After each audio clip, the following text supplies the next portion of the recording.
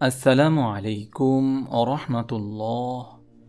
আজ আমরা বরকত লাভের ৬টি উপায় জানব।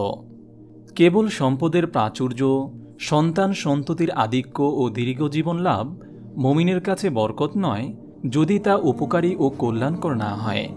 এজন্য মহানবী সাল্লাল্লাহু আলাইহি ওয়াসাল্লাম সম্পদ বৃদ্ধির দোয়া না করে প্রাপ্ত সম্পদের কল্যাণ ও সুফল বৃদ্ধির দোয়া করতেন।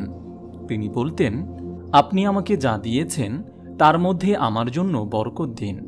সুনানে আবু দাউদ হাদিস নম্বর 1425। ইসলামী মূল্যবোধ অনুযায়ী বরকত হল ইহকালীন ও পরকালীন উত্তম জীবনের সন্ধান লাভ করা, আর তা অর্জিত হয় আল্লাহর নৈকট্য, ইবাদত ও প্রার্থনার মাধ্যমে। আল্লামা ইবনুল কাইয়ুম জাওজি রহমতুল্লাহ আলাইহি বলেন, বরকতময় কাজের মাধ্যমে ব্যক্তি পার্থিব জীবনের সৌন্দর্য এবং পরকালের অফুরন্ত প্রতিদান লাভ করে, আর তা হল অন্তরের পবিত্রতা, আত্মার পরিশুদ্ধি ও উত্তম চরিত্র লাভ করা। বরকত লাভের উপায়: মানুষের ন্যাক আমলের মাধ্যমে ব্যক্তি যেমন আল্লাহর বরকত লাভ করে, তেমনি মন্দ কাজে তা নষ্ট হয়। হাদিসে বর্ণিত এমন ৬টি আমলের কথা এই ভিডিওতে তুলে ধরা হলো। তা হল, নম্বর ১, আত্মীয়তার সম্পর্ক রক্ষা করা। মহানবী সাল্লাল্লাহু আলাইহি ওয়াসাল্লাম বলেন, যে ব্যক্তি চায় তার জীবিকা প্রশস্ত হোক এবং আয়ু বৃদ্ধি পাক, সে যেন আত্মীয়তার বন্ধন অক্ষুণ্ণ রাখে। সহিহ মুসলিম হাদিস নম্বর 5986। নম্বর ২, বেচাকেনায় সততা। রাসূল সাল্লাল্লাহু আলাইহি ওয়াসাল্লাম বলেন, ক্রেতা বিক্রেতা পরস্পর থেকে বিচ্ছিন্ন হওয়ার আগ পর্যন্ত তাদের গ্রহণ ও বর্জনের এখতিয়ার রয়েছে। যদি তারা সত্য বলে ও পণ্যের দোষ ত্রুটি স্পষ্ট করে, তবে তাদের বেচাকেনায় বরকত দান করা হয়, আর যদি তারা মিথ্যা বলে এবং দোষ ত্রুটি গোপন করে, তাদের বেচাকেনার বরকত কেড়ে নেওয়া হয়।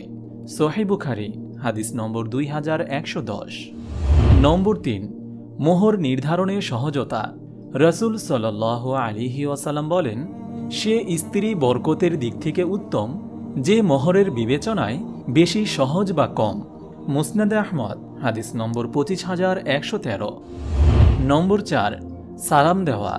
আনাস রাদিয়াল্লাহু তাআলা আনহু বলেন, রাসূল সাল্লাল্লাহু আলাইহি ওয়াসাল্লাম আমাকে বলেন, হে বৎস, যখন তুমি ঘরে প্রবেশ করো সালাম দাও, তোমার ও তোমার পরিবারের জন্য বরকত হবে। সুনানে তিরমিজি হাদিস নম্বর 2698। নম্বর ৫, দান করা। আল্লাহ তাআলা বলেন, হে আদম সন্তান, তুমি খরচ করো, তোমার জন্য খরচ করা হবে, অর্থাৎ প্রাচুর্য আসবে। সহিহ বুখারী হাদিস নম্বর 5352। নম্বর ৬, মিলেমিশে খাওয়া। রাসূল সাল্লাল্লাহু আলাইহি ওয়াসাল্লাম বলেন, তোমরা খাবার একত্রে খাও, আল্লাহর নাম স্মরণ করো, তাতে তোমাদের জন্য বরকত দেওয়া হবে। মিশকাতুল মাসাবিহ হাদিস নম্বর 4252। পাপ জীবন জীবিকার বরকত নষ্ট করে।